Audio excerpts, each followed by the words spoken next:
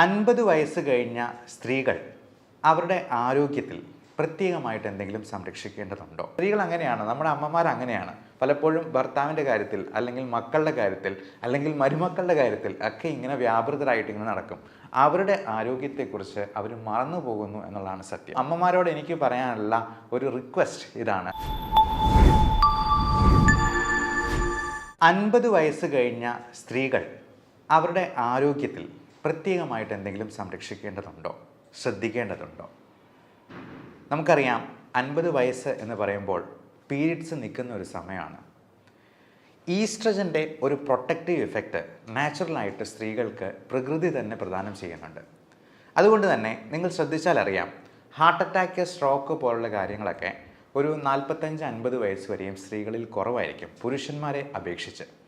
എന്നാൽ 50 വയസ്സ് കഴിയുന്നതോടുകൂടി ഈസ്ട്രജൻ്റെ ഈ ഒരു പ്രൊട്ടക്റ്റീവ് ഇഫക്റ്റ് സ്ത്രീകൾക്ക് നഷ്ടമാവുകയാണ്.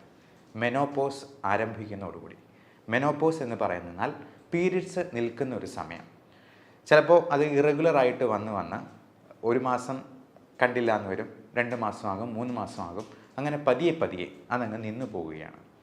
അങ്ങനെ വരുമ്പോൾ പലതരത്തിലുള്ള മെറ്റബോളിക് ഡിസീസസും, ഡയബറ്റീസ്, ഹൈപ്പർ ടെൻഷൻ, തൈറോയിഡിൻ്റെ പ്രശ്നങ്ങൾ, മറ്റ് തരത്തിലുള്ള അസുഖങ്ങൾ, അമിതവണ്ണം, ഓസ്റ്റിയോപോറോസിസ്, എല്ലുകളുടെ ബലം കുറഞ്ഞു പോകുന്ന അവസ്ഥ, ഇതെല്ലാം കൂടി വന്ന് അവർക്ക് മറ്റെന്തെങ്കിലും കോംപ്ലിക്കേഷൻസിലേക്ക് എത്തിപ്പെടാനുള്ള സാധ്യത വളരെ കൂടുതലാണ്. അതുകൊണ്ട് തന്നെ 50 വയസ്സ് പിന്നിടുന്നതോടുകൂടി നമ്മുടെ ഈ പറഞ്ഞ പാരാമീറ്റേഴ്സ് എല്ലാം വളരെ നോർമൽ ലെവലിലാണ് എന്നുള്ളത് സ്ത്രീകൾ കൃത്യമായിട്ടുള്ള ഇടവേളകളിൽ ചെക്ക് ചെയ്ത് ഉറപ്പുവരുത്തേണ്ടതുണ്ട്. പ്രത്യേകിച്ചും അവരുടെ ബ്ലഡ് ഷുഗർ ലെവൽ, BP-യുടെ ലെവൽ, കൊളസ്ട്രോളിൻ്റെ അളവ്, തൈറോയിഡിൻ്റെ TSH, ഫ്രീ T3, T4 ഇതെല്ലാം ഫാസ്റ്റിങ്ങിൽ ചെയ്യുന്നതാണ് ഏറ്റവും ഉത്തമം. അങ്ങനെ ഷുഗറിൽ എന്തെങ്കിലും വേരിയേഷൻ കാണുന്നുണ്ടെങ്കിൽ ഷുഗറിന് 3 മാസത്തെ കൺട്രോൾ ആയിട്ടുള്ള HbA1cയുടെ ലെവൽ നമ്മൾ നോക്കി പരിശോധിച്ച് ഉറപ്പുവരുത്തേണ്ടതുണ്ട്. പലപ്പോഴും ഷുഗറിന് നമ്മൾ മരുന്ന് തുടങ്ങുന്നത് അവർക്ക് HbA1c ഒരു 6-ൽ കൂടുതലാണെങ്കിൽ അത് ഒരു പ്രീ ഡയബറ്റിക് സ്റ്റേജ് ആയിട്ട് നമ്മൾ കണക്കാക്കണം. 5.7-ൽ താഴെയാണ് പ്രമേഹം ഇല്ലാത്ത ഒരാളുടെ നോർമൽ വാല്യൂ. 7-ന് മുകളിലാണെങ്കിൽ തീർച്ചയായിട്ടും അതിന് മരുന്ന് കൂട്ടേണ്ടതായിട്ടോ നമ്മുടെ ഡയറ്റിലും എക്സസൈസിലും കൂടുതൽ ശ്രദ്ധിക്കേണ്ടതായിട്ടും ഉണ്ട്. അപ്പോൾ ഡയറ്റ് നമുക്കെല്ലാവർക്കും അറിയാം, അമിതവണ്ണം ഉണ്ടാക്കുന്ന ഭക്ഷണങ്ങൾ പരമാവധി കുറയ്ക്കുന്നത് തന്നെയാണ് നല്ലത്. അത് ഏറ്റവും പ്രധാനം ഷുഗർ ഉള്ള ഭക്ഷണ സാധനങ്ങൾ, ബേക്കറി സാധനങ്ങൾ, മൈദ അടങ്ങിയിട്ടുള്ള സാധനങ്ങൾ, പിന്നെ അരിയാഹാരങ്ങളാണെങ്കിലും നമ്മൾ കഴിക്കുന്നതിൽ നിന്നും ഒന്ന് പകുതിയാക്കി കുറയ്ക്കാൻ പറ്റുവാണെങ്കിൽ ഏറെ നല്ലത്. പ്ലേറ്റ് മെത്തേഡ് ഫോളോ ചെയ്യുകയാണ് എന്നാണ് നമ്മൾ ഡോക്ടർമാർ സാധാരണ അഡ്വൈസ് ചെയ്യുക. 1/4 carbohydrate, 1/4 protein, 1/4 green leafy vegetables, 1/4 fruits. അപ്പോൾ ഇങ്ങനെയുള്ള പ്ലേറ്റ് മെത്തേഡിലോട്ട് മാറുക. കൃത്യമായി അരമണിക്കൂറെങ്കിലും ഒരു ദിവസം എക്സസൈസിന് വേണ്ടി കൊടുക്കാനായിട്ട് ശ്രമിക്കുക. എക്സസൈസ് നമുക്ക് പ്രായമായവർക്ക് ചെയ്യാൻ പറ്റുന്ന രീതിയിലുള്ള ലളിതമായ വ്യായാമങ്ങളുണ്ട്. അപ്പോൾ അങ്ങനെയുള്ള വ്യായാമങ്ങളും നമ്മൾ നമ്മുടെ ചാനലിൽ തന്നെ അപ്ലോഡ് ചെയ്തിട്ടുണ്ട്. ഞങ്ങളുടെ കൂടെ തന്നെ എക്സസൈസ് ചെയ്യാവുന്ന രീതിയിൽ നമ്മൾ ലൈവായിട്ടുള്ള വീഡിയോസും അപ്ലോഡ് ചെയ്യുന്നുണ്ട്. അപ്പോൾ ഞങ്ങളുടെ കൂടെ തന്നെ പാർട്ടിസിപ്പേറ്റ് ചെയ്ത് ഈ എക്സസൈസിലും പാർട്ടിസിപ്പേറ്റ് ചെയ്തുകൊണ്ട് നമ്മുടെ ഫാമിലിയിൽ ഒരു അംഗമായിരിക്കാൻ ഞങ്ങളെ കൂടി അനുവദിക്കുക എന്നുള്ളതാണ് പറയാനുള്ളത്. അതോടൊപ്പം 50 വയസ്സ് പിന്നിടുമ്പോഴേക്കും നമുക്ക് ക്യാൻസർ എന്ന് പറയുന്ന ഒരു മഹാമാരി നമ്മളെ ഒന്ന് കീഴ്പ്പെടുത്താൻ അല്ലെങ്കിൽ ഒന്ന് ഞൊണ്ടി നോക്കാനുള്ള സാധ്യതയുണ്ട്. പ്രത്യേകിച്ചും സ്ത്രീകൾക്ക് ഇപ്പോൾ അണ്ഡാശയ സംബന്ധമായിട്ടുള്ള ക്യാൻസറുകളോ അസുഖങ്ങളോ വരാം. യൂട്രസ് സംബന്ധമായിട്ടുള്ള മിക്കവാറും ഹിസ്റ്റക്ടമിയൊക്കെ കഴിഞ്ഞിട്ടുള്ള പേഷ്യൻസ് ഉണ്ടാകും. യൂട്രസ് റിമൂവ് ചെയ്യാതെ ഇപ്പോൾ പലപ്പോഴും ഇങ്ങനെയുള്ള പ്രശ്നങ്ങളൊക്കെ സ്ത്രീകൾ ആരോടും പറയാതെ ഒളിച്ചു വെച്ചിങ്ങനെ മുമ്പോട്ട് പോകും. അത് അതിസങ്കീർണമായി കഴിയുമ്പോഴായിരിക്കും പുറത്ത് ആരെങ്കിലുമൊക്കെ അറിയുക തന്നെ. ഞാൻ ഇപ്പോഴും ഓർക്കുന്നുണ്ട്, എൻ്റെ മെഡിക്കൽ കോളേജിൽ പഠിച്ചുകൊണ്ടിരിക്കുന്ന സമയത്ത് ഗൈനക്കോളജി ഡിപ്പാർട്ട്മെൻറ്റിൽ യൂട്രസ് അങ്ങ് ഇറങ്ങി താഴെ വന്ന് ഡെക്കുബിറ്റസ് അൾസർ എന്ന് പറയും, അതായത് ഈ ഗർഭപാത്രം ഇറങ്ങിയിട്ട് അതിൽ വ്രണങ്ങളായിട്ട് വന്നിരുന്ന ഒരു അമ്മയുണ്ടായിരുന്നു. അവർക്കത് പുറത്ത് പറയാൻ പേടിയായിരുന്നു, അല്ലെങ്കിൽ മടിയായിരുന്നു. അതുപോലെ പൈൽസിൻ്റെ അസുഖങ്ങളും അങ്ങനെ ഉദരസംബന്ധമായിട്ടുള്ള രോഗങ്ങളുമൊക്കെ അവർ മറച്ചു പിടിച്ചുകൊണ്ട് നടക്കും. അങ്ങനെ ഒരു കാരണവശാലും ചെയ്യാൻ പാടില്ല. നമുക്ക് പ്രായമായിട്ടുള്ള സ്ത്രീകൾ, അമ്മമാർ വീട്ടിലുണ്ടെന്നുണ്ടെങ്കിൽ അവരോട് ഇടയ്ക്കൊക്കെ ഇങ്ങനെയുള്ള കാര്യങ്ങളുണ്ടോ എന്നുള്ളത് ചോദിക്കാം.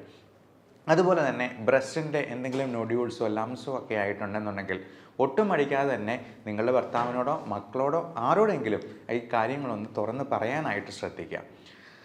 അതോടൊപ്പം നമുക്ക് ഈ മെനോപോസിനോട് അനുബന്ധിച്ചിട്ടുള്ള ഒരുപാട് മൂഡ് സ്വിങ്സ്, ഇമോഷണൽ ഡിസ്റ്റർബൻസസ് വളരെ വളരെ കോമൺ ആണ്.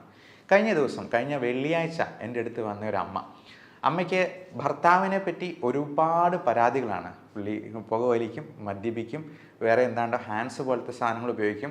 രണ്ടുപേരും ഗവൺമെൻറ് സർവൻസ് ആയിരുന്നു. ഭർത്താവ് റിട്ടയർ ചെയ്യാൻ പോകുന്നു, അമ്മ ഇപ്പോഴും വർക്ക് ചെയ്യുന്നുണ്ട്. ഈ ഭർത്താവിൻ്റെ കാര്യങ്ങൾ ഇങ്ങനെ പറഞ്ഞ് സ്ത്രീകൾ അങ്ങനെയാണ്, നമ്മുടെ അമ്മമാർ അങ്ങനെയാണ്. പലപ്പോഴും ഭർത്താവിൻ്റെ കാര്യത്തിൽ, അല്ലെങ്കിൽ മക്കളുടെ കാര്യത്തിൽ, അല്ലെങ്കിൽ മരുമക്കളുടെ കാര്യത്തിൽ ഒക്കെ ഇങ്ങനെ വ്യാപൃതരായിട്ട് ഇങ്ങനെ നടക്കും. അവരുടെ ആരോഗ്യത്തെക്കുറിച്ച് അവർ മറന്നു പോകുന്നു എന്നുള്ളതാണ് സത്യം. അപ്പോൾ അമ്മമാരോട് എനിക്ക് പറയാനുള്ള ഒരു റിക്വസ്റ്റ് ഇതാണ്: ഇനി 50 വയസ്സ് പിന്നിട്ടെന്നാൽ നമ്മൾ ബാക്കിയുള്ളവരുടെ കാര്യത്തിൽ ഇടപെടുന്നതും അവരെ ശകാരിക്കുന്നതും അവരെ നേർവഴിക്ക് നയിക്കുന്നതിനും പകരം നമ്മുടെ കാര്യങ്ങൾ കൂടുതലായിട്ട് ശ്രദ്ധിക്കാനായിട്ട് നോക്കുക. നമ്മുടെ സന്തോഷം, നമ്മുടെ ആരോഗ്യം അത് നമ്മുടെ കൈകളിൽ മാത്രമാണ് എന്നുള്ള കാര്യം ഇടയ്ക്കിടയ്ക്ക് ഓർമ്മിപ്പിക്കുന്നത് നന്നായിരിക്കും. ഇപ്പോൾ എൻ്റെ അമ്മയാണെന്നുണ്ടെങ്കിലും ഡയബറ്റിക് രോഗിയാണ്. പല കാര്യങ്ങളിലും നമ്മളെ ഇങ്ങനെ അകാരണമായിട്ട് അവരുടെ സ്നേഹം കൂടുതൽ കൊണ്ട് നമ്മളെ ഇങ്ങനെ ഇൻവോൾവ് ആക്കുമ്പോഴത്തേക്കും ഞാൻ തന്നെ ഇടയ്ക്ക് പറയും, ഗ്ലൂക്കോമീറ്റർ വെച്ചിട്ട് ഒന്ന് ഷുഗർ നോക്കി കാണിച്ചുകൊണ്ട് വന്നേ, BP ഇപ്പം തന്നെ ഒന്ന് നോക്കട്ടെ എന്ന് പറയുമ്പോഴത്തേക്കും അന്നേരമാണ് അവരുടെ ആരോഗ്യത്തെപ്പറ്റി അവർ തന്നെ വിചാരിക്കുന്നത് അല്ലെങ്കിൽ ചിന്തിക്കുന്നത് എന്നുള്ളതാണ് സത്യം. അപ്പോൾ ഇത്തരത്തിലുള്ള കാര്യങ്ങളിൽ നമ്മൾ തന്നെ പ്രത്യേക ശ്രദ്ധ പുലർത്തുക. മാത്രമല്ല, നമുക്ക് സന്തോഷമുണ്ടാക്കുന്നത് എന്താണ് എന്നുള്ളത് സ്വയം മനസ്സിനോട് ചോദിച്ചറിഞ്ഞ് ആ കാര്യങ്ങളിൽ വ്യാപൃതരാവാനായിട്ട് പ്രത്യേകം ശ്രദ്ധിക്കുക. ഈ സ്ട്രെസ് മാനേജ്മെൻറ്റ് വളരെ വളരെ വളരെ ഇമ്പോർട്ടൻ്റ് ആയിട്ടുള്ളൊരു കാര്യമാണ്. കാരണം നമ്മുടെ മറ്റു പല അസുഖങ്ങളും ഈ പറയുന്ന സൈക്കോളജിക്കലായിട്ടുള്ള പ്രോബ്ലംസിൽ നിന്ന് വരാം. നമ്മുടെ ഈ സ്ട്രെസ് ഹോർമോൺസ് റിലീസ് ആകുമ്പോൾ തന്നെ നമ്മുടെ ഹൃദയത്തിൻ്റെ ആരോഗ്യത്തെയും ശ്വാസകോശത്തിൻ്റെ ആരോഗ്യത്തെയും, ശ്വാസകോശം നന്നായിട്ട് ഫങ്ഷൻ ചെയ്താലേ നമ്മുടെ ബ്ലഡിൽ ആവശ്യത്തിന് ഓക്സിജൻ ഉണ്ടാകത്തുള്ളൂ. എന്നാലേ അത് ഹൃദയം പമ്പ് ചെയ്ത് എല്ലാ കോശങ്ങളിലേക്കും എത്തിക്കത്തുള്ളൂ. അതുപോലെ തലച്ചോറിൻ്റെ ആരോഗ്യത്തെയും എല്ലാം ബാധിക്കും. ഞാൻ കഴിഞ്ഞ ദിവസം വന്ന ആ അമ്മയുടെ കാര്യത്തിൽ അമ്മയ്ക്ക് ഉറക്കമില്ലാണ്ട് പോയിരിക്കുകയാണ്. എന്നാൽ ഇതിന് ഒരു ട്രീറ്റ്മെൻറ്റ് എടുക്കാനായിട്ട് അമ്മയ്ക്ക് തന്നെ മടിയാണ്. എന്നിട്ട് അമ്മയുടെ ആങ്ങളയുടെ പേരിലാണ് എനിക്ക് ഫയൽ എടുത്തുകൊണ്ട് വന്നതാണ് എന്നുള്ളതാണ് ഏറ്റവും രസകരമായിട്ടുള്ള കാര്യം.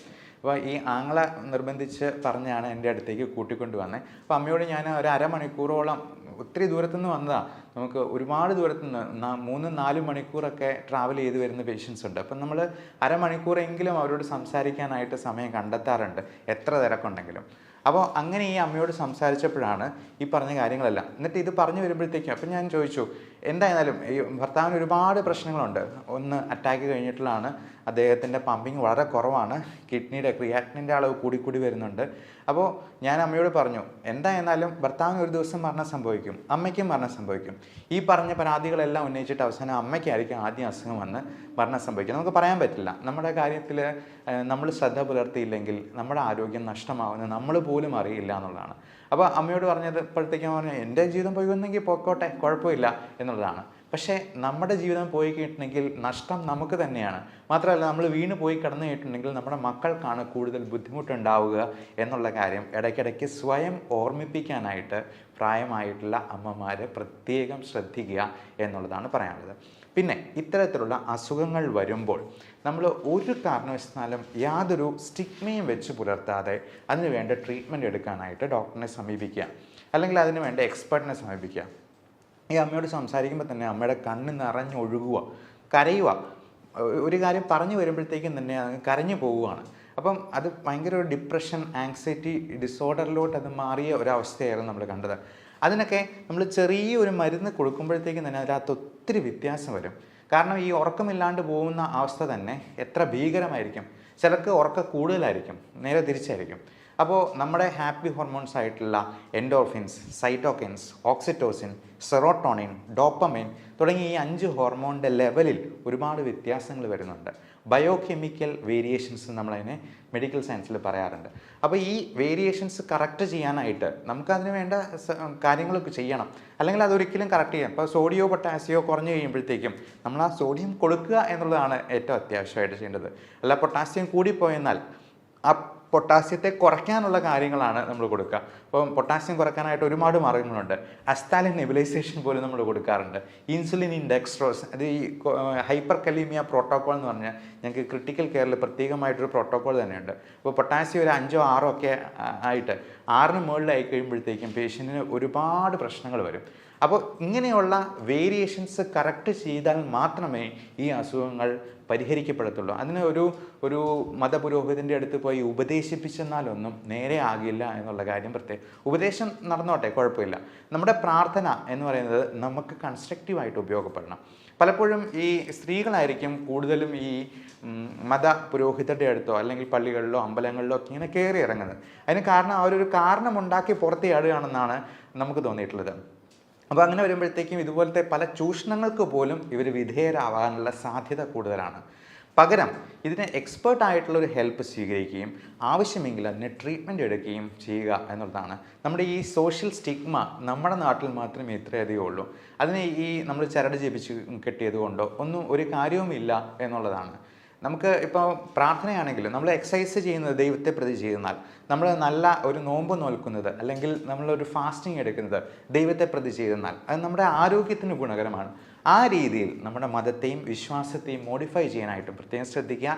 എല്ലാവരും ഈ കാര്യത്തിൽ പ്രത്യേകമായിട്ട് നമ്മുടെ അമ്മമാരെ ഓർമ്മിപ്പിക്കുകയും ഈ തരത്തിലുള്ള വീഡിയോ അല്ലെങ്കിൽ ഇൻഫോർമേഷൻ അവർക്ക് പാസ് ഓൺ ചെയ്യുകയും ചെയ്യാനെങ്കിലും ശ്രദ്ധിക്കുക. എല്ലാവർക്കും നല്ല ആരോഗ്യം ആശംസിക്കുന്നു. Thank you.